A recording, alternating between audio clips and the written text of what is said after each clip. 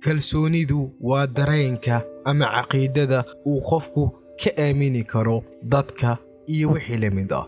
Sida kale, kalsoonidu waa shayga ugu weyn ee burburiya shakiga aad ka qabto naftaadan, dadka iyo wixii la mid ah.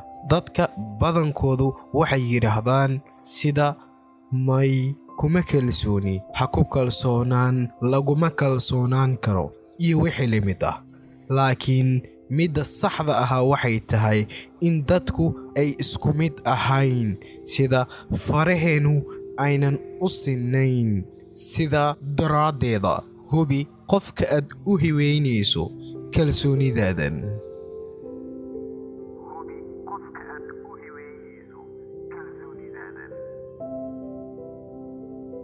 kalsoonidu waa dareenka ama caqiidada uu qofku ka aamini karo dadka iyo wixii la mid ah.